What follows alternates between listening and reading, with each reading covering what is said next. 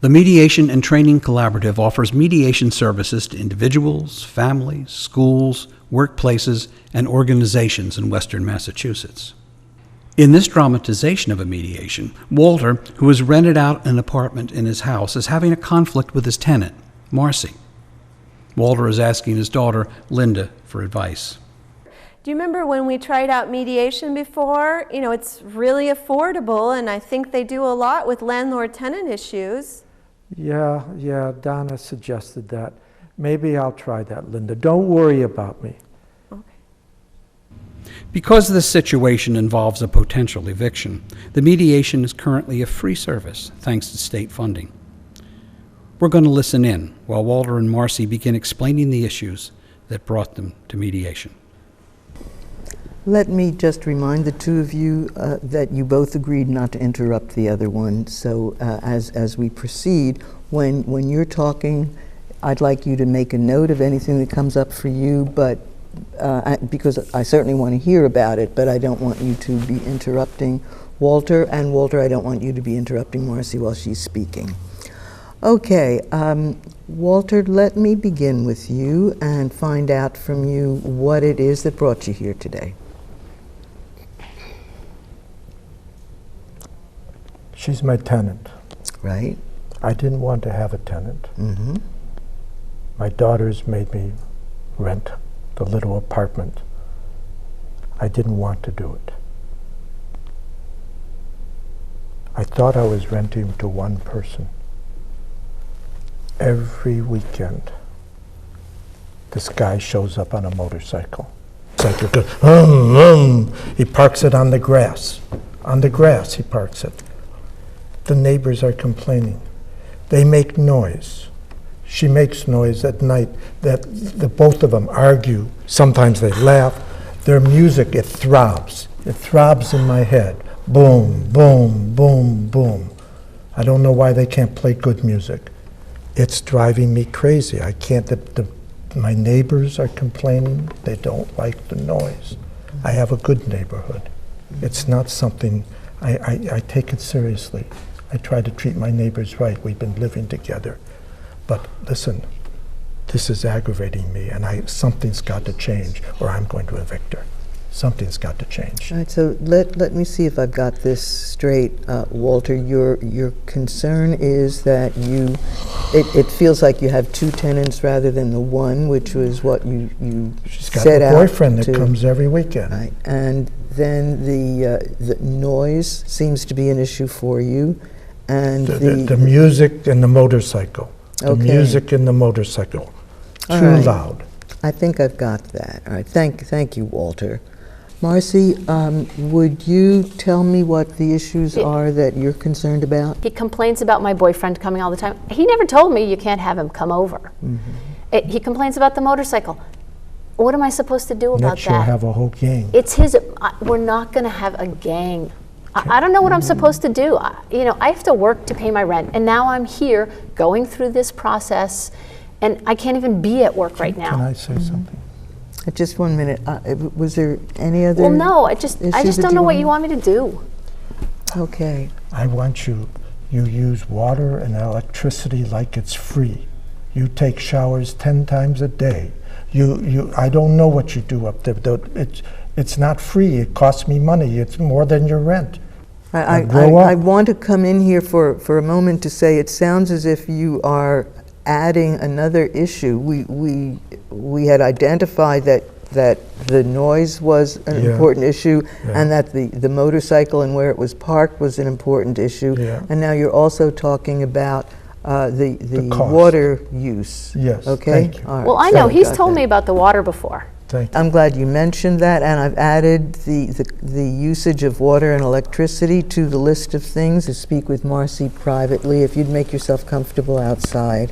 I understand from what you've said that you don't feel your boyfriend visiting or you're playing music in the evening should be a matter of concern.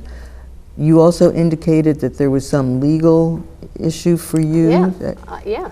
Let me hear what that's about. The whole, first of all, I just can't even believe I'm in this mess.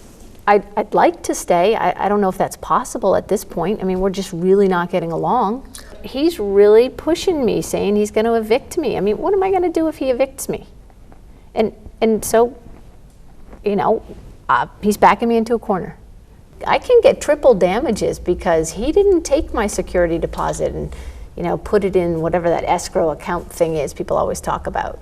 Right, He so didn't that's a do what he was concern for supposed to you. do. So if he's going to say he's going to evict me, then I'm going to come back at him and tell him we're going to court, and he's going to pay me triple. I'm not messing around anymore. I thought it was a good place, but he just isn't really.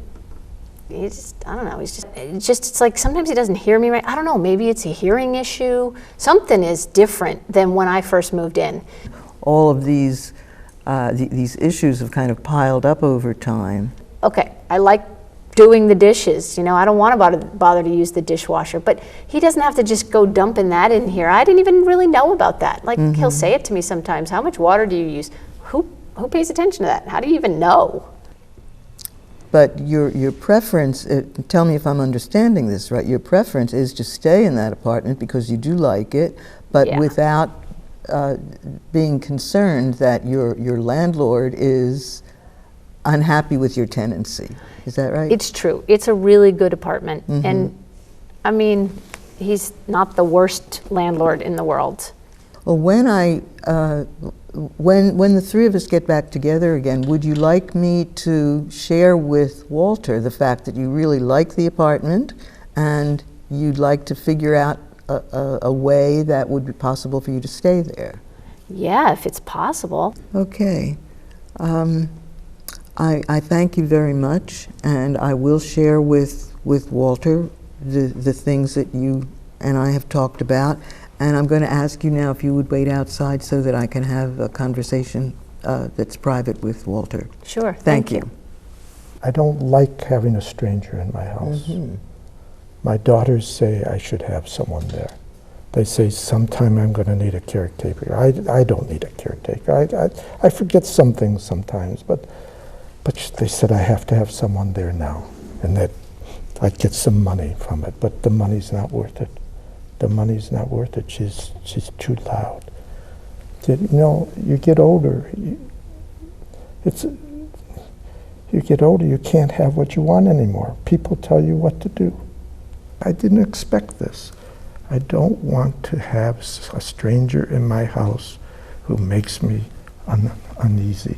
I'm nervous with let it. me see if I've got what you're feeling about this, Walter. You were initially reluctant to rent out that apartment, but when you met Marcy, you thought, you know, she was a good person, and you thought that she would be a good tenant. And over time, your concerns have grown about the noise and the presence of a guest much more frequently than you had imagined.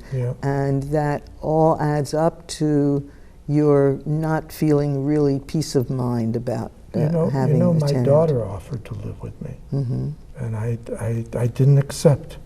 I thought she should have her own life, but that was a mistake. It's not good to have a stranger.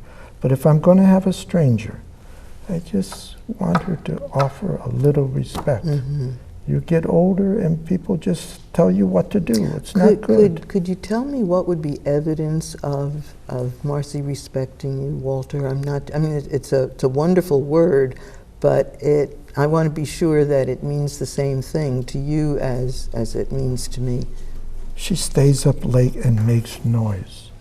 All right, so with this man that comes there. It's right, the so music. being quiet after a certain point at night would be an indication that you're being respected. 9:30. 9:30 sounds like Quiet. a good hour to you.